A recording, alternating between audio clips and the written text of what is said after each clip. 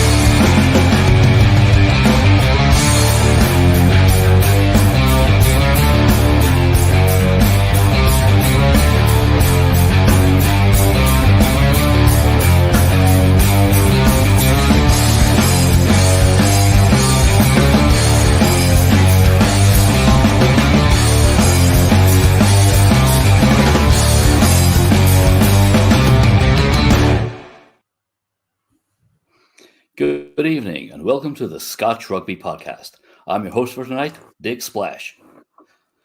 Nah, I'm just joking. Sorry, it's Iain here with the Scottish Rugby Podcast. I'm on hosting duties, sailing the good ship through the post-Black Seas. And obviously we have something quite major to talk about tonight. Delighted to say that on the ship with me, manning the cannons, Craig Manson. How are you, Craig? I am, as we've discussed, enjoying a wave of alcohol and non-frustration tonight, so I'm a happy guy. Excellent, that's what we like to hear. And navigating, helping me here steer the ship, is Jonny McGinty. He's doing all the tech work. How are you, Jonny? I'm good. I have to say Cannonball Craig's a much cooler nickname than mine, but I'll suck it up for this one, I suppose. You know, it's a work on. We can deal with that afterwards. So obviously, thank you very much for joining us. I think we've got a few viewers. You might notice I look a bit brighter. Hopefully, I sound better as well. I've splashed out in some new kit. So yeah, I had a knackered headset previously, one ear, which I think I cut the broken one off on air, sort of Rambo style. So hopefully everything sounds better. Quality wise, content not sure about, but obviously we've got a few things to talk about. We're going to go to some sort of the stories of the week later on, but we know what you're here for. The main pudding, the Calcutta Cup. Give the people what we want. You know, I'm just back from my holidays in America and we skipped starters because of portion size. So Craig, I'm going to start with you on this. Now, we went into the game as favourites, quite surprisingly. I had been unerringly confident, which is usually a bad sign, even from the squad announcements. I was watching the game with Rona, who was starting to panic after 5 minutes. Obviously, we conceded a try. My panic didn't come on until a bit later. But how did you feel after the opening 19 minutes before the big breakthrough? Yeah, it's an odd one. To be perfectly honest, I remember sitting in. I was going to say the Millennium, but it's the Principality with a certain Cameron Black and a certain Jonathan McGinty, and saying that's the most relaxed first half of a rugby game I've watched Scotland play in my entire life. And so I was after the end of that game and the sphincter tightening end of that game, I kind of got to that point where I thought to myself, you know what, I'm not going to celebrate this favourites tag, and I'm going to be nervous all the way through. And I was driving home from work when the game started, and I had the radio on, and let's just say it was the toys had been thrown out of the pram already for within the first 10 minutes because I'd decided, yep, I knew it. we're going to just throw this away. What a bunch, and I'd gone off on one in the car on my own, arrived at my friend's house with a group of friends who were all watching the game and all drinking, and they were all like happy-go-lucky. And I'm like, what, you all happy-go-lucky? And they said, have you not seen the score? And so it was a little bit, I was a little bit more pleasantly surprised. I think, just as you say, we've got a settled squad. We are riding a sort of a crest of a wave with some phenomenal skill within the team, and also I think it was you, Iain, actually, who had said, or one of us had said after the game, what we have to understand is that England are no longer to be held up as one of the top rugby teams in the world. They are now in amongst the rest of us, this hoi polloi of non-Premiership clubs that are trying to get into the Premiership, if you understand what I mean. And I think we don't have to fear England anymore. We don't have to worry about England anymore. If they win because they've played a very, very good game, and we've had a hard game with them. But when we win, we deserve it, instead of either lucking out or we've come up against this or we've come up against that or here or there. We actually went out and actually showed our dominance and showed our ability against England, and I'm very, very happy about it. Okay, so Jonny, the first try, it's a competent set piece move by England. Were you concerned by how Scotland started? Because it wasn't just that England game. One City. Both sides were very poor in that first opening quarter, I would say. Yeah, I was sitting at home watching it, and I'm a bit unlike Craig. One of my pals texted me as soon as England scored and said that's the game plan out the window. But from what I saw in the first few minutes, and I know this is really easy to say like 3 days after the game and quite convincing win, but even after that first quick try, at no point did I think England were going to win that game. Like, yeah, their set piece was competent. You're right, is the best word to use for that score. I think Scotland were maybe still settling in. I think it looked to me like England had to work really hard for everything that they got, and Scotland just looked a lot more dangerous. And so even when they did go up a bit, and when my pal said, I think our game plan will be at the window, we'll be chasing the game, I was thinking, I don't actually think we will. I think we are still fairly comfortable here. I don't think we looked at all that rattled, to be honest, by England scoring. And there wasn't a second when I sat there thinking, I reckon England are about to win this game. I was fairly confident that Scotland had under control, even after they went behind. So after a couple of the usual kind of set piece malfunctions, the try came.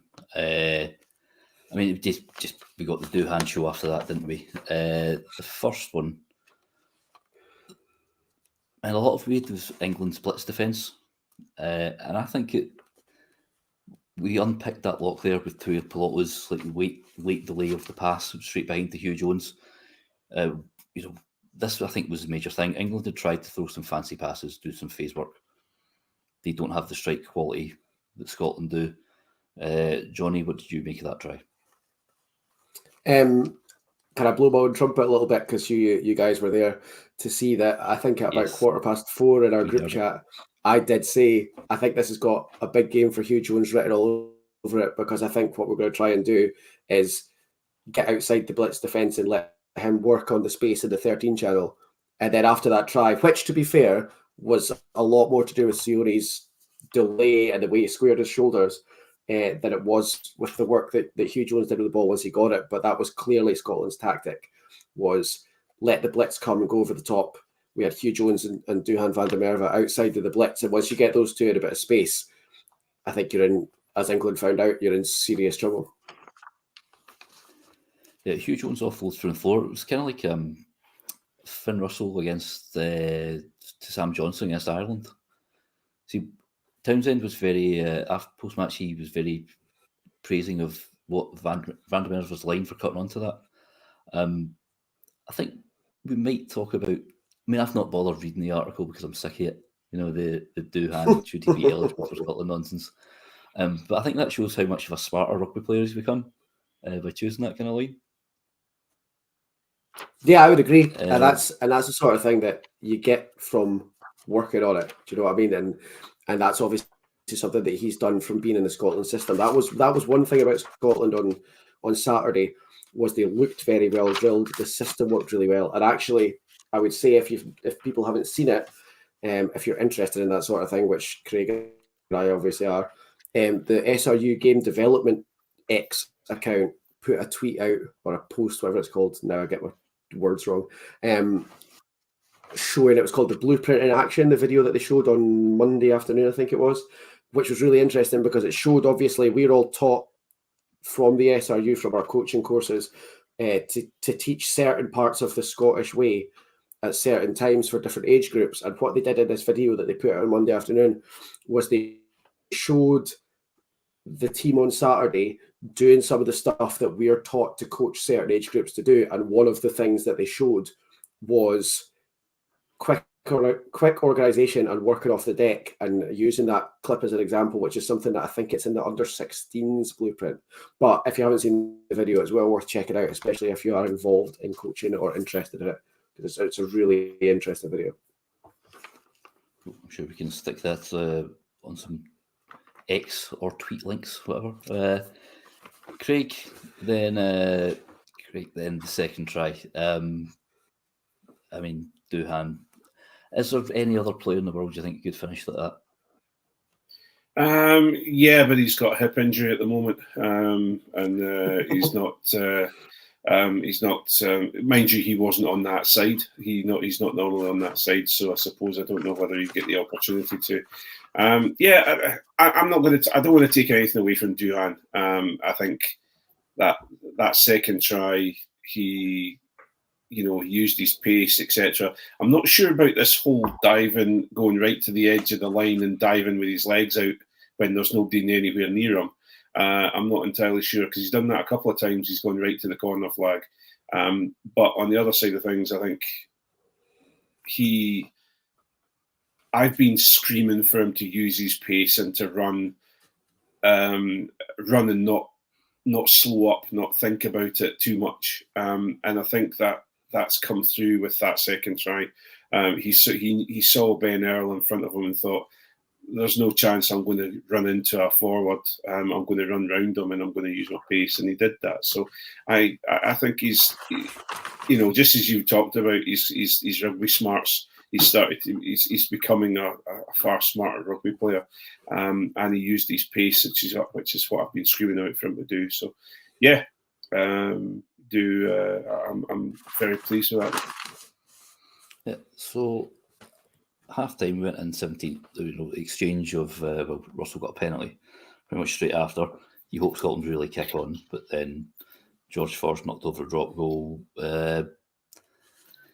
Given how little possession Scotland had, especially in that opening 20 minutes, apart from the first moment of magic, but even then we weren't consistent with the ball in hand.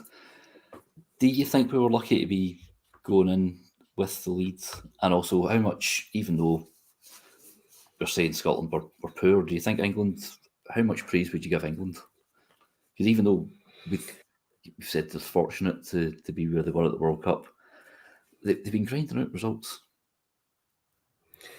Yeah, I don't know if lucky is the word I would use. Sam Larner will be able to make sure I'm either right or wrong on this. But in terms of points per 22 visit, I think that must be one of the most successful displays we've seen from anyone in a long time. I think Scotland were 17 points from 3 visits on Saturday in the first half, and it's that sort of that's been missing from Scotland.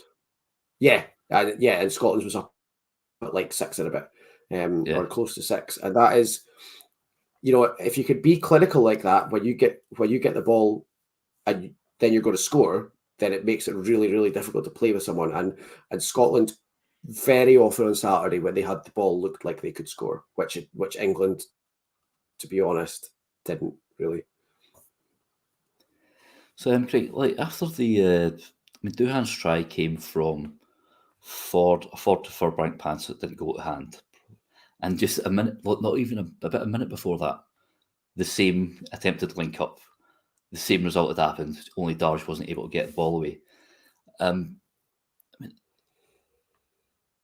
I hate to agree with Andy Good, but he'd called a wee while ago that some of the old heads need cleared out. England just seems so stuck in a rut at the moment. I mean, where do you rate them? You see, this is the thing. We're almost heading the same way, but it's the Sexton, the Farrell sort of juxtaposition that these 10s that are in place that are guiding the game, they're in place for a long time, and they get to a point where there's nobody's coming along behind them, or nobody's getting the opportunity to come through them and actually show their ability. The big problem you have is that England had that opportunity with Marcus Smith, but unfortunately they focused so much on Marcus Smith that no matter what he did, it was going to be disappointing. Marcus Smith is very much a player for Harlequins, and he plays incredibly well with Harlequins because they embrace the sort of the chaos that a club can afford to do, but at international level, you can't have the level of chaos that they play with the Harlequins. I think, just as you have alluded to, I hate agreeing with Andy Good as well, but I do think that Steve Borthwick needed to clear house before the World Cup and actually start bringing in some younger players, a lot of younger players. How Finn Smith has not had a start yet, I don't know why, because he's brought in Mitchell, he's brought in what's the other player from Northampton Saints, Dingwall, and they're performing well within the England squad. Why did you bring in Finn Smith? You've got a backline that's played regularly. He brought Furbank in. If Furbank was involved with the same 10 that he's used to playing with week in, week out, there's an ability to spark something. He's at the we hate talking about World Cup cycles, but he's at the start of a World Cup cycle. He needs to bring these players in. When George Ford kicked that drop goal over, it was as Jonny was talking about, having a fairly secure sense of ourselves that we're going to do the job well this weekend. When George Ford decided to put that ball over, I knew they were clutching at straws, and they were beaten even at that point, because they're having to, George Ford's going to have to put a ball over, what we're going to do is we're going to score, take as many points as we possibly can, because Scotland are here to play. And they just couldn't do very much with their attack, so let's start putting balls over, Yeah, they were sort of picking up scraps. And, well, fortunately, Scotland picked up a scrap off the line out. Scott Cummings, who was, I saw some of the stats on Twitter, he had a pretty good game. Both the locker room boys did. But obviously, first up in the second half, this unfortunate sight of Tui Piloto going off. Sort of, I wouldn't say a positive, but the silver lining was it meant that Cameron Redpath came on. So instead of Huey Piloto, we ended up with Russpath. And Cameron Redpath obviously did set up the Duhan's hat-trick. Slightly fortuitous, but Craig, it was Scotland counter-attacking its best, wasn't it? Yeah, I think there's two ways to look at it. Yes, I agree that there was a fortuitous break because he ran in between two Scotland players, and after securing that ball, that we were going backwards, and that backwards ball is where I know Edinburgh and Scotland have regularly struggled with, because that's when the penalties come. But what I was far more encouraged with, and I was happier with, was the fact that yes, we transition that we had was fortuitous, but we actually then controlled it, and it wasn't. We didn't go all guns blazing like, what's the word? This person's going to do the job, and they're going to run and run and run, and like Redpath got to a point where he realised he was going to have to, instead of a crazy offload onto the floor, recycle it. There was someone there to protect him, and then Finn got the ball out, and they saw the gap was open, and he put the ball over on a dime for Duhan's third. And no wonder Duhan went over the whitewash with us, and he couldn't stop himself from smiling, because that ball just was perfect. I'm not going to blow smoke up my arse, but I could have run that one in. It was an absolutely beautiful kick. But for what I was trying to say, apart from the bravado about how fantastic I am on the wing, it was, what I'm trying to say is that we controlled it. We saw what was there. We put the ball. Now, if we'd had that against France, there'd be a difference. We'd be talking about a different championship just now. And I think they've really shown a fantastic control over the weekend against England. Yeah, so one of the highlights, I think, of that attack was, like you said, when Redpath took the bottle deck, Ben White's clear out was excellent. You would expect if it's a halfback combo creating that try, he'd be the one passing to Finn Russell. But his clear out was excellent. Jonny, Ben White overall, though, what did you make of his game? I think some of his kick has been a bit too long. He seems a bit slow, perhaps. I think his kicking possibly could be a little bit better. I think, like you say, it is just a bit of the length. I think the kick chase kind of saves him a little bit, because the kick chase has been one of our strengths this tournament so far, I would say. I think the speed thing is this sort of like weird poison chalice that every Scottish scrum half in the world has ever had. When we had Greg Laidlaw, he was too slow, and Ali Price was waiting on the bench to come on and be fast. And then we had Ali Price, and he was too slow, and Ben White was waiting on the bench to come on and be fast. And now we've got Ben White, and he's too slow, and George Horn's waiting to come on, and he's even faster. And I don't know if it's like some sort of weird like collective myth that we've got going. I don't think he is particularly slow. I think in this situation, this circumstance, maybe George Horn is especially fast.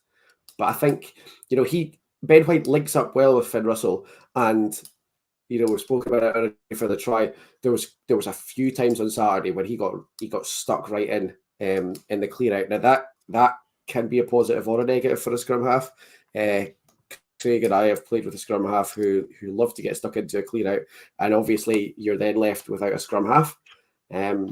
But I don't think, to be honest, that we even really noticed that very much on Saturday, because one thing about the Scotland performance is that there were people there ready to put their hand up and get involved and get jobs done. You saw in the first half when Ben White was stuck at the bottom of a ruck for quite a long time when Scotland were attacking, Finn jumped in, and you could see him directing traffic and jumping in at 9, and in fact still trying to do it when Ben White was back on his feet. So I think it can be a bit of an issue how keen he is to get over the top of a ball, but as long as there are people around that are still happy to do the job and keep the speed up, it's good to have a scrum half that gets stuck into that, I think.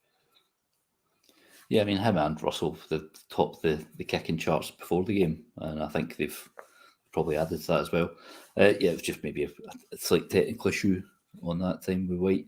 And like you said as well, like we're always moaning about Scotland's scrum half becoming too slow, and then one gets too fast, it's like, wait, call up Greg Laidlaw again. That'll fix that. Would you say, so Jamie Ritchie and George Turner went off at 52 minutes. Do you think that was anything to do with how they performed, or was it a tactical switch? Because Ritchie is because he's now on the cusp. Had he done enough? And Christie is obviously champing at the bit. Yeah, with Ritchie, I certainly think it probably was tactical, because Andy Christie does bring a different sort of thing. especially when it comes to closing out games.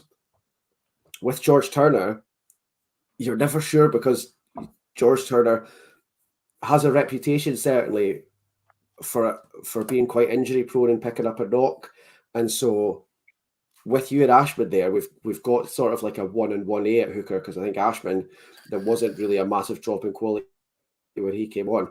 So whether it's maybe a bit of a protection thing for George Turner more than sort of performance or tactics, where they're thinking, let's get him off and make sure that he's still fit for the next game.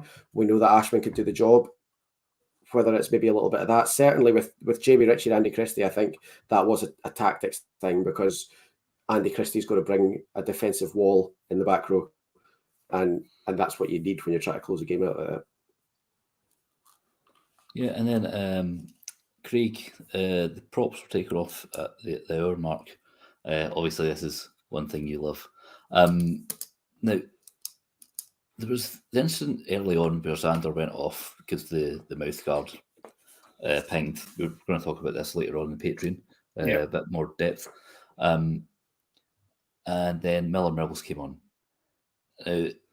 He got pinged at the first scrum. What did you make of the props performances, and what do you think in that Miller Mills cameo at first? Because I thought he was a bit hard done by. Yeah, I think the no, he was up against Genge, wasn't he? And Genge said it was a non-straight arm. Yeah, but Brace trying to referee a scrum.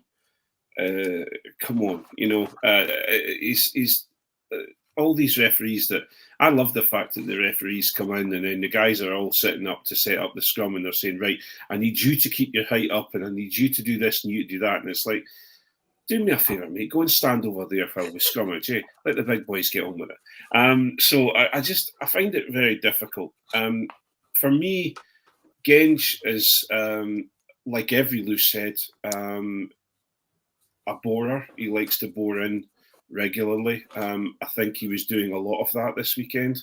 I think Miller Mills came on because he was, I think first things first, I don't think he was expecting to come on at that point in time. I think there was a lot of things going through his head of, oh, right, okay, I'm going to have to do 70 minutes, etc., etc.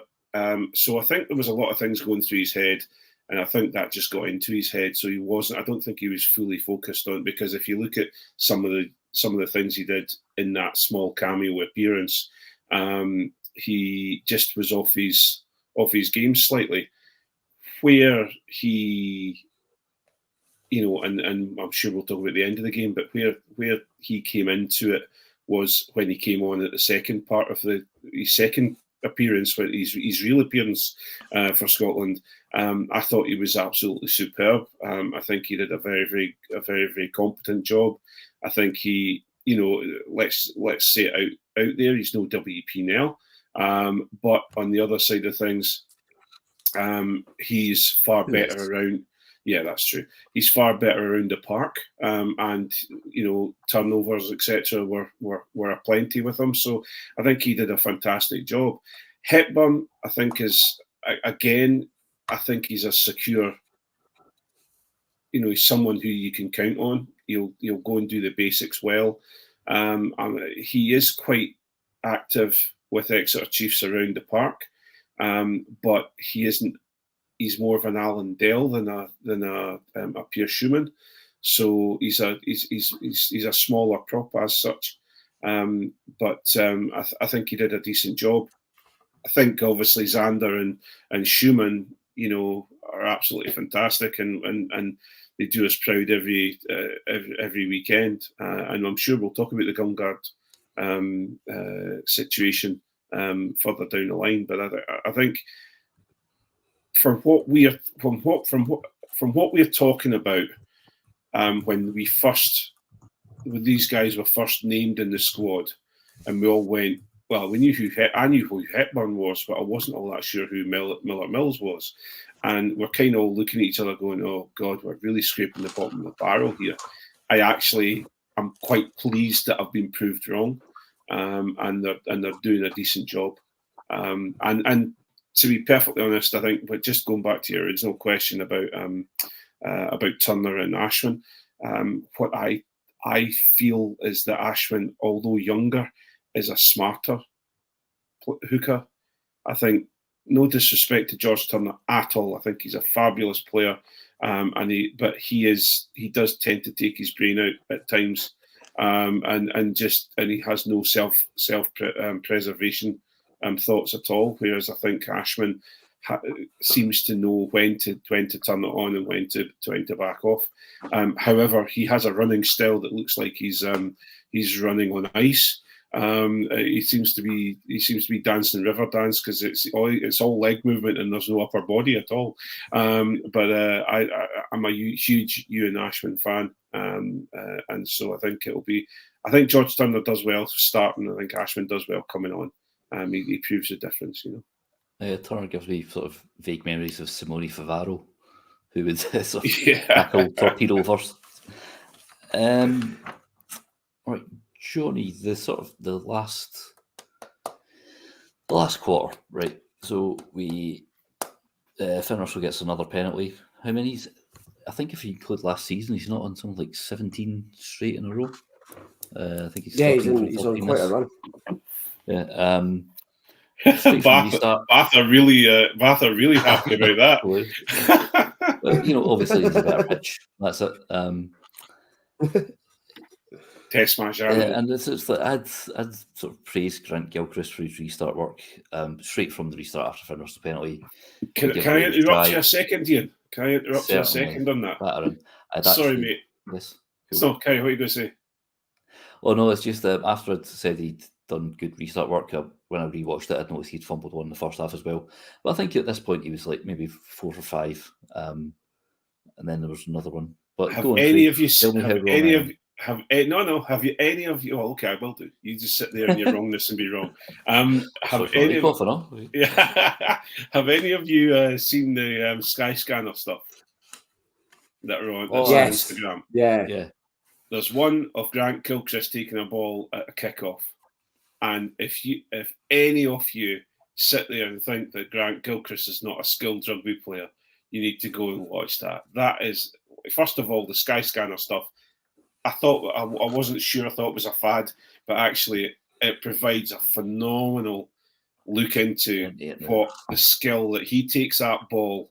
He's got full trust in his lifters, and I'll tell you, that takes some cojones, that's for sure, and some amazing skill. So I've got more and more.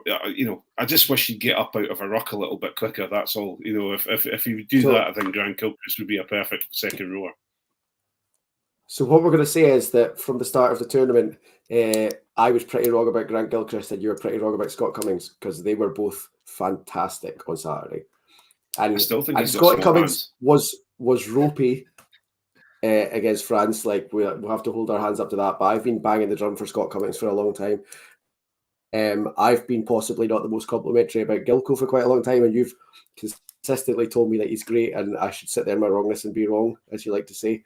But I think actually on Saturday, both of them were just two absolutely stellar performances from the second rows. I thought it was great. And I think Sam Skinner did pretty well as well, to be honest. Oh, we could talk about that. I'll talk about that in Hands in the Ruck, I guess. I think both Cummings and Gilchrist, ton of work. Good stuff in the line out. Like at one point, Chris Patter said that Turner's arrows had been immaculate, and I was like, that's generous at best. There was a good one. Turner did an overthrow, and then Cummings did a brilliant read to intercept. I think it was Genge who tried to play it back. But that was beautiful. Cummings' interception was so good. I just beautiful. He just, for a man his size to just appear and grab the ball out of the middle of the air, I was just like, I don't understand the physics behind it. I thought it was fantastic. That was brilliant. Yeah, I've got to see, Jonny, that I have to pick up on that, because that is one thing I don't know if anyone else that's watching this or listening kind of went, a proper Scooby-Doo moment when he got the ball. It's like, how the hell did he get that? And then you see it's the same with the Tuapoloto pass to Hugh Jones for the first try. All of us were kind of like, hang on a minute, what happened there? Because Hugh Jones just appeared out of nowhere with his dashing good looks. Knows he's there all the time. They do this quite a lot. Yeah. It's just, it's almost he used the same sleight of hand that he did to get himself a lucrative contract extension to take the pass.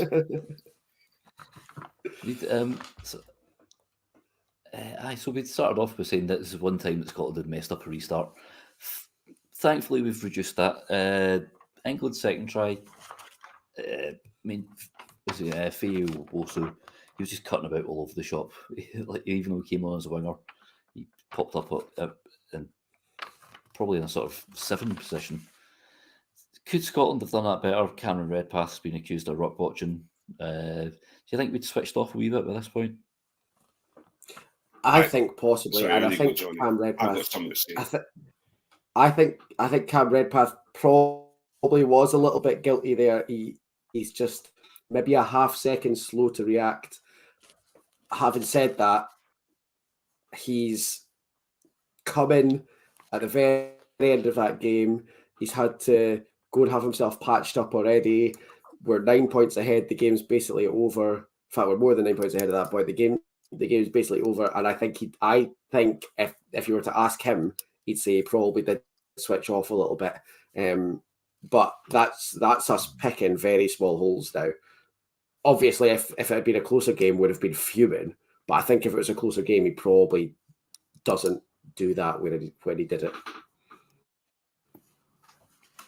I absolutely and utterly, by the way, refute everything that everyone says about Feo Boso. The Welsh international. Oh, sorry, no, he's English. Have you checked if he's qualified to play for England? Because I think we need to have a serious conversation. I'm going to have to check. Well, he might be. I'm wondering if he's qualified. We have to ask to him play to for Scotland. Telegraph. That's the. Yeah, exactly. For me, anybody could have run that one in, because we were slow at the ruck. We're slow at defence at folding round. Redpath has been hung out to dry by everyone else in the defensive line. He was trying to protect the side of a ruck, and he was trying to protect that gap. And Feo also had he saw the gap and he went for it, and he had absolutely no chance in defending that. I think he's been hung out to dry by the other Scotland players in defence, because there's no, if Redpath comes out to protect that gap that they'd already given, you've got I'm trying to think who was the 9 at that point in time. George Horn. Was it? No. I'm talking about. Was it Danny Kerr or was it? Ben Spencer. Ben Spencer would have been down the inside quite easily if he'd come out to try and protect Feo Boso's line. So I think Redpath has been hung out to dry on that one, unfortunately. With England's first try, actually. The other thing worth remembering, by the way, sorry, I think we should point this out, is that Cam Redpath plays with Ben Spencer every week. So if he's posted up at that ruck, it's because he knows that if Ben Spencer gets half a chance, he's going to nip round the corner. Absolutely. He's playing what he knows. And he maybe could have been a little bit quicker to come over, and he maybe could have spotted Feo Boso's line a little bit quicker. But what he's got in front of him is a scrum half that he plays with every week. And I guarantee he's thinking, I've seen him do this for the last 32 weeks. If he gets half a gap, he's coming around the corner, and he's posted up to stop that from happening. His teammates under-resourced the ruck, and I would, if I was him, I'd be absolutely fuming about that try. Sorry, I've had a couple of beers. I'm getting a bit mouthy, Iain. I'm enjoying this thoroughly. Conscious of time, what we'll do? We'll quickly rattle through some sort of player ratings, because we've pretty much gone through the whole match, or the important bits. I think. Anything else we can chuck in at the end on the Patreon stuff? I forgot to mention at the start about Patreon. I'm new at this gig, all right, and sometimes we waffle on. So this goes out free. But if you want to listen to more of this nonsense, you can pay, was it £3 a month? So I get you basic access, £3 a month. You also get access to our Facebook page called the Hugh Dan Fans Community, which is like Hands in the Rock. And if you don't know what Hands in the Rock is, then you need to stay for Patreon, don't you? Right, cool. So that's not for that nonsense. £3 a month. It's one of these. £3 a month. It's one of these in the pub. What pub are you going to? That was a beer, by the way, that Craig was holding up. That was a beer. For Sorry, everyone on this mostly audio format. That's the issue with audio. For this audio format, I'm giving Jonny a gesture. Don't worry, we can do plenty of gestures on Patreon, and also just use the words. So we'll rattle through some player ratings. Craig Peter Schumann, out of 10. I would say he will be. Come on, I was going to give him a 10 because I love him, and his hair smells so nice, but he's cut it all off. I think it's more. I think I'd probably go down the route of an 8. That's fine. I'd agree with that. George Thor. 7.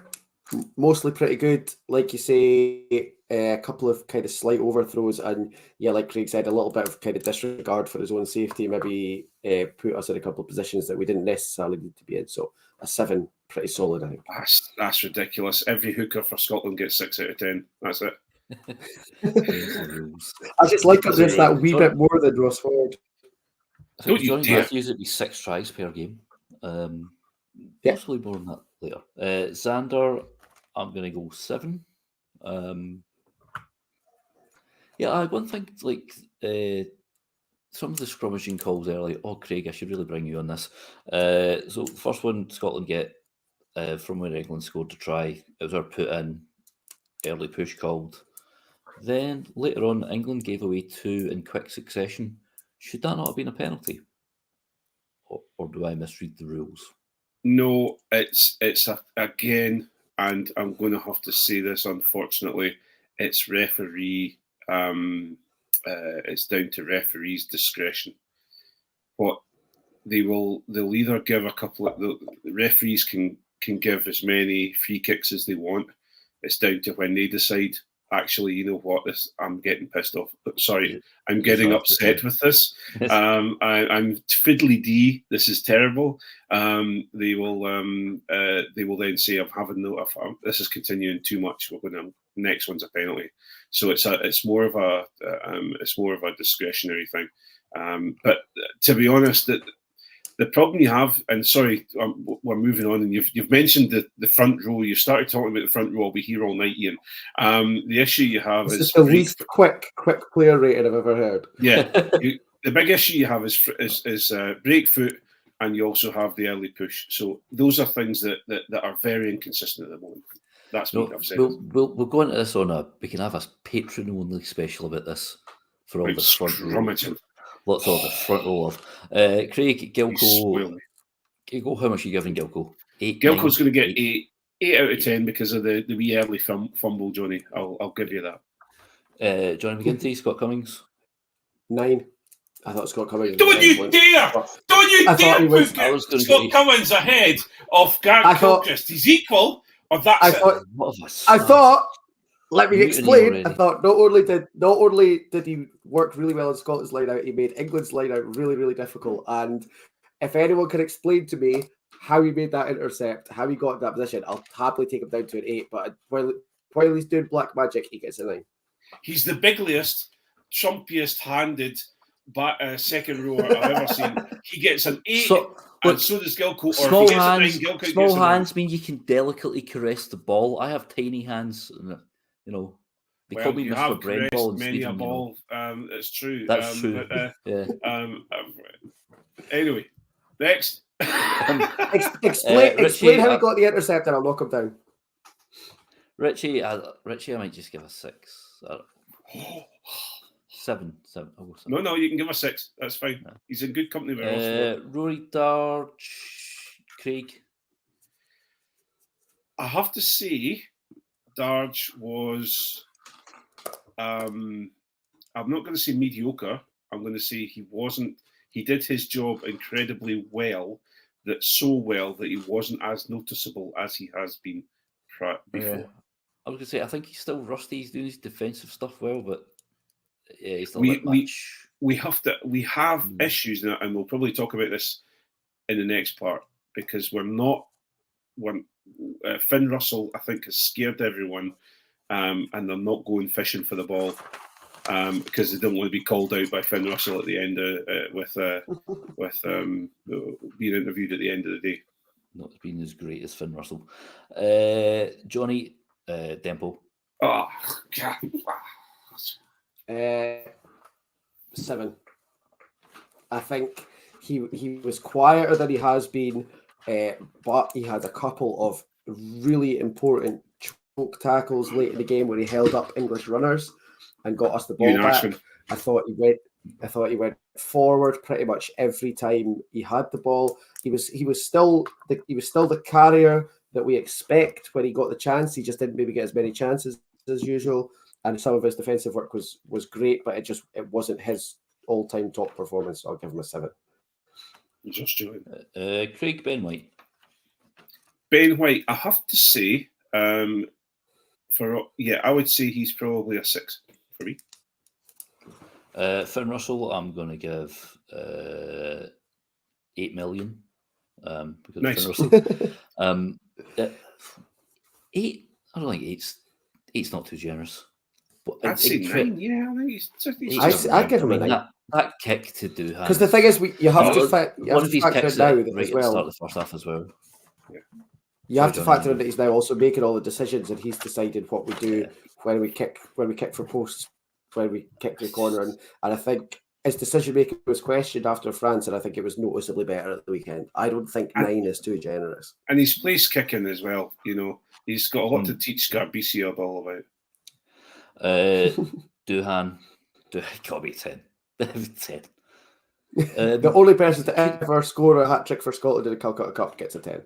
Yeah, maybe even the only person to ever score a hat trick and then get a yellow card for Scotland definitely gets a 10. I still get a 10. He gets a 9 because he said he loves playing for England, and it was actually a mistalk when he was being interviewed. Oh no, but then he gets a 10 because he said, "I just wake up in the morning when we were playing them and I feel like scoring tries," which is one of the greatest quotes of all time. Okay, we'll give him 10. 10. Sione, 8. I'd say 8's pretty fair for Sione. Yeah, his meters after. We're going to miss his meters after contact. He's such a good all-round player. I mean, I've totally turned a corner on him. I thought he was a flat track bully. I mean, like everyone looked terrible at the Warriors with Danny Wilson in charge, but he's just fantastic. And also, especially when I said he was number 12 and Sam Johnson should be playing there, I take it all back. I'm sorry, Sione. Please don't kill me. Hugh Jones. I would be quite happy to give Hugh Jones a 7. Right, take Swain. Kyle Stein. I'd have gone higher than that, but that's all right. Kyle Stein. I think he was quiet through no fault of his own. You gave Cummings more than Grant Gilchrist. You will sit there and listen to me give Hugh Jones a 7. You will. Yeah, I think Kyle Stein was quiet and it wasn't his fault. And I'm raging because I expected England to key in on Duhan so much that Stein would have a big day, and I put him in my fantasy team, and I'm fuming. Well, them's the breaks. I hate that phrase. I'm sorry, Jonny. I'm sorry to myself more than anything. I'm sorry to everyone who's listening. Blair Kinghorn, great first take. Very quiet, but again, because we didn't have the ball. I think the best thing you can say about Blair Kinghorn is that we didn't speak about him very much all game, which is, when you're a fullback on a team that's not getting the ball very much, kind of ideal, to be honest. I think he did really, really well for the things he had to do. I don't think he made any mistakes in the things he was asked to do. I think he did really well, and it's kind of to his benefit that we didn't have to speak about him very much. If Hugh Jones wants to really go and play for a French club, listen to what Blair Kinghorn can do, because he knows what he's doing when he plays for too long. I still can't believe that. Blair Kinghorn. Craig, have you not heard the news? Right, well, we'll quickly go through the replacements. Ashwin, I'm going to give 7. I thought, see that knock on at the end, thought it was a bit slobby. But he did hold up for the last turnover. Well, Hepburn, Miller, Mills, we already talked to them about 7. Skinner, 6, 7, don't know. 6. All right, cool. Christie, 7. 7. Yeah, I like Christie. Yeah. George Horn. George Horn was. He wasn't George Horny, but I thought he kicked better than Ben White. Thought he gave yes. a bit more contestable. 7. Cool. Okay. 7. Aye. Yeah. Cool. Any complaints? Not good. Ben Healy was on for like 2 minutes, so that doesn't heal for him. Right, so we'll quickly go through the news before we go to Patreon stuff. Obviously, some crappy news about Darcy Graham, who we had initially hoped would be back for England. Craig, how much does it suck to be an Edinburgh fan to know that Darcy Graham might not play again this season? It's difficult because we've been here before, and so Scotland. I think it's it's something that's been bugging him for some time. He's been on and off injured for the last wee while, so I'm hoping he's not going to have to get himself a shaman to come in and start talking to him like Gavin Hastings. Gavin Hastings, what am I talking about? So I've had too many beers. Adam Hastings. So honestly, I'm gutted. He's a phenomenal player for Edinburgh. I really do hope that he gets back to fitness and then he gets to go and play in France for a couple of years to make the coin so he can retire and get a new hip. He is. I think it's not very good for Scotland, but it's absolutely catastrophic for Edinburgh. Yeah, especially at this time of the season when we're getting towards the playoff time. Yeah. Now, Jonny, Craig, obviously with his earlier comment there regarding Mr. Huge Ones. Now, the rumours were that he was off to France. He would be jetting off. I mean, it was Midi Olympique. It's not just some rag that's saying this. Yeah. It was, established publications suggesting that Montpellier was his destination, possibly Bayonne, who he had previously been. I think he'd even signed a contract, but then they get relegated, so it get canned. However, in a sudden twist that Agatha Christie would be proud of, Hugh Jones has signed a contract extension with Glasgow Warriors. He'll be here for another 2 years. Jonny, how much joy does that fill you with on a scale of 1 to 800 million? Over 800 million, I think. We spoke about it earlier. Seory seems to just know where Hugh Jones is without having to hear or see him. They've got some sort of telepathic understanding going on. It's been massively successful for Glasgow for a couple of seasons. We're seeing it working out with Scotland in this Six Nations. I think if we can get 2 more years of them playing like that, we'll be happy boys all around. So yeah, I'm ecstatic. I don't understand because obviously Montpellier would be a lot more money for him. But if he's happy and he's enjoying himself and the rugby that him and Tuipulotu are playing and the rest of Glasgow are playing is bringing him joy, then roll on 2 more years of it as far as I'm concerned. Yeah, he said in his statement after signing the contract, he's got a weigh on the way in about 5 weeks. He's happy here. He likes playing under Franco. Thinks Glasgow can turn into one of the top teams in Europe. It's one of those lovely occasions where taking comfort over maybe just the last couple of bucks. I'm sorry, the SRU have been absolutely and utterly rogered. What I was worried about? Well, I was worried that we were going to get shot at him and then we'd get some Edinburgh reject. Hey, listen, the SRU, whoever negotiated that deal needs to be taken outside and given a good kick. Because as far as I'm concerned... Well, we're using all the money that we've got from getting rid of Kinghorn, aren't we? Yeah, hang on. The thing is, it's like I'm over the moon that he's staying for Glasgow. That's great. We're keeping the Tuipulotu together. That's fabulous. But he's kind of gone into the SIU and went, look, I can go over here. It's negotiation 101, and they've gone, oh, don't go here. Have some more money. It's like, come on. Anyway, you need to keep your prize assets. Yeah, That's all and I'll say. listen, And Hugh Jones is one, and Blair Kinghorn isn't. excuse me. Right, so then, He said you have to keep your prize assets. Hugh Jones is one, Blair Kinghorn isn't. Yeah, okay. Well, I'm sure that Hugh Jones did incredibly I'm well sure at we 15. can. I'm sure Anyway. Craig can discuss this more foul-mouthedly later on, and possibly Johnny might have his hands in the ruck. So we have gone overtime. Tenants Premier semi-finals on this weekend. Hoyt v Kelso, Mar v Curry. Any other news? Anyone? No. Good. No. I don't know. Don't think so. Jamie Dobie's extended at Glasgow as well. Yes, 4 years. Nice one. And it's not even. It wasn't. Well, I just saw that it said 4 years on Twitter. I've not read the whole thing, but usually it's the extended super duper contract kind of pattern. Yeah, I think that is what they said. Yeah. Sweet. And cool. Dan McFarlane will be coming on his way back to Scotland too, because he's bring back Vern Boy. Cool. Right. So I think that is us for the main pod. Thank you for bearing with me. I hope I've not been the worst host with the least.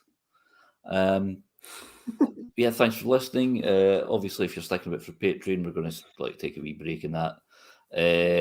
Thank you very much to Jonny McGinty and Craig Manson for joining me and helping me here.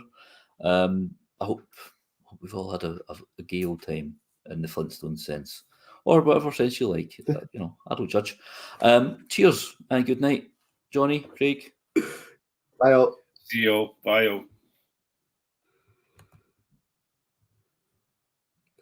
All right, I'm going to get rid of all of these, and then I'm going to tag out with Rory, and I'll let him do. Oh, you've got to stay around so I can take apart Alan McDonald for being rude to me in the comments. Unfortunately, I've got jobs that need done, so I'm going to go and do these.